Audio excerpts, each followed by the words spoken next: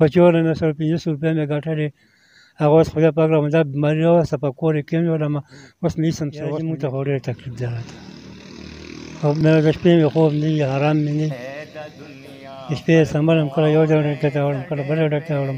خو خوب مې ہے دا دنیا خلقوں اور ډېر بے اسریم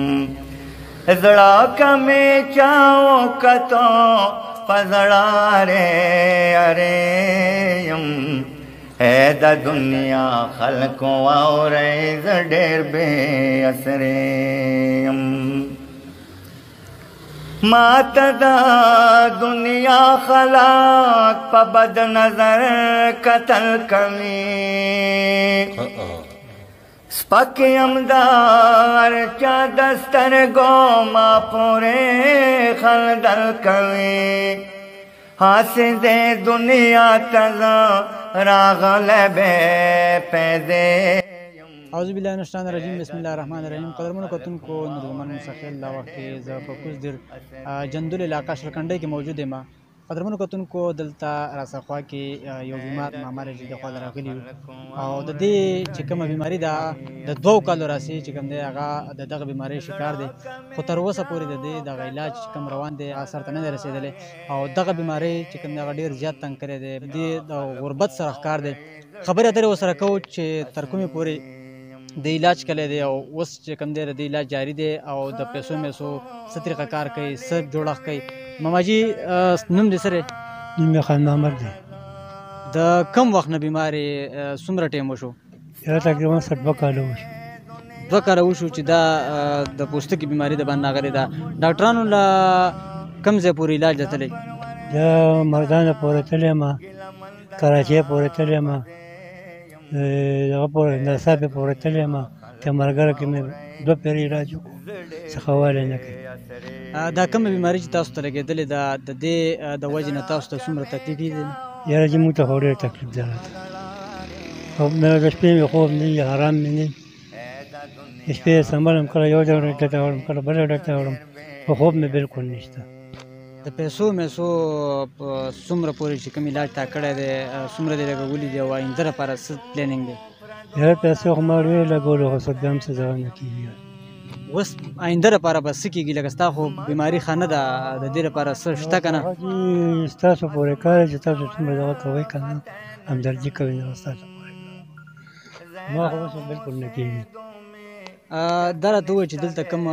شتمن خلک دی هغوی تر اوسه پورې ستاسو سره څه علاج دپاره څه امداد کړی دی چې موږ سره یې کړی بلکل هلته کې څه موږ زه خو په کراچۍ کې وم په خپله باندې هلته کې مې ځان علاج میلاج کول هلته کې څه 2 کسانو سره امدادي دغه کړی او کور ته لېږلي دي ډاکټران نه درته څه وایي چې د څه وجې نه دا بیماري تا ته لګېدلې ده دا موسمي بیماري ده که نه څه دا ډاکټران خو هېڅ هم نه وایي موسمي بیماري ځکه نه ده چې ما به دیاړي کوله سیمټو کار به مې کوو چې رابغلم کور ته تومانې لاسه ما پوسټان ګورې به مې خوړې کومې ګورې به یې خوړې پوسټان اوږده پوسټان د هغې زما بدن کې ګرمایش پیدا کړو هغه ګرمایش چې کوم دی هغه بهر راوځي چې بهر راوځي چې ویې ګرومه دغه بیا اوبه کوي وینې کېږي اوبه کوي اصل مې ګروله تم سم اوبه شوې وه ویښته مې غټ و هغه به بیا نه شو ګمنځولی بیا چې څنګه دغه شوم چې ملګری مې راغلم سر مې په ګرمو اوبو باندې ووینځو صفا مې کړو بیا راغلم نهیله ورغلم او سر مې ګنجی کړو اوس به داري لګوم رالګوم به دغه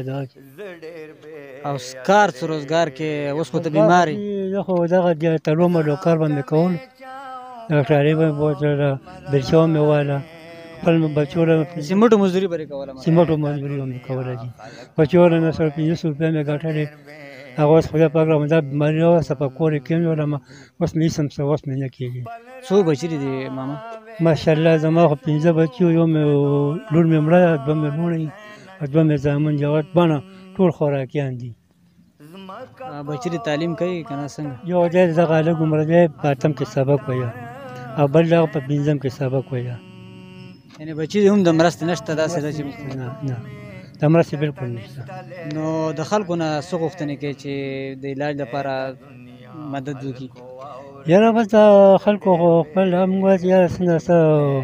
امداد راسره وکړي راسره پوه شوې د الله د رضا لپاره او نور خو زما په خپله اوس مې نه کېږي نوره زه خو ځان بېوسه یم کار روزګار نه شم کولی په کور باندې ناست یم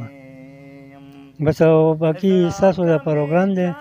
خدای پاک هم خوشحاله ساته الله پاک هم عزت او قدر وکړه که تاسو ما له څه وکړلو زه به ښه شم که مو ونه کړلو به دغه شانته به یم موبایل نمبر دې څه دی کاکاجي چې برای راست خلکو ته ستا د موبایل نمبر پته ولګي موبایل نمبر زما دی 0303 83 59 228 نمبر مې دی جی کتونکو تاسو د ماماجي نمبر په خپله باندې واورېدو څومره پورې چې هغه حضرات چې هغه وس لري توان لري یعنی استطاعت لري شتمن خلک وي چې هغې له پکار دي چې د داسې خلکو سره امداد وکړي د داسې غریبو خلکو سره چې هغه د بیمارۍ د وجې نه د خپل روزګار نه هم منع دي او دغسې په خپل کور باندې موجود دي نو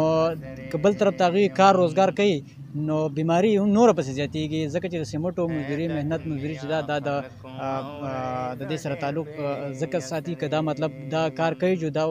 نوره سیوا کېږي دا بیماري زیاتېږي پې نو څومره خلک چې دا وخت دا پروګرام ګوري څومره خلک چې دا اوري نو په کار دا چې کم شتمن خلک دي چې هغه د دې سره امداد وکړي او د داسې خلکو په کار راشي کتونکو د علاقه کې دلته زموږ سره یو ځوان موجود دی چې هغه د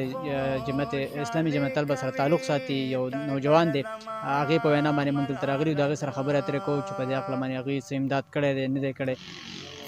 جی کتونکو دلته چې کوم متاثره شخص دی تاسو د هغه خبرې واورېدې خو اوس دلته چې کوم زموږ سره د جماعت طلبه ناظم صاحب راسره ولاړ دی چې هغه دې باره کې څه وایي او د دې مشر دپاره دوی څه هلې ځلې کړي جی ناظم صاحب خو ټول نه مخکې ډېره زیاته شکریه ستاسو نور زمان بھائی حبیب بھائی چې تاسو دلته کې راغلئ زموږ تاسو ته وینا وکړه کال باندې تاسو برما شوئ ستاسو ډېره زیاته شکریه مهرباني وکړه دویم دا زموږ دا خانلا دی زموږ ګاونډي دی دلته کې دا د ډېر ټایم نه بیمار دی دلته کې موږ وینو چې دا خپل خواري محنت کوي خپله مزدوري کوي د خپل بچي دي 15 بچي دي هغو لپاره د یو ټایم روټۍ بندوبست کوي خو چونکې دا اوس د 15 میاشتو نه بیمار دی او ډېر ناعلاجه غوندې مرضو ته لګېدلی دی د الرجي ده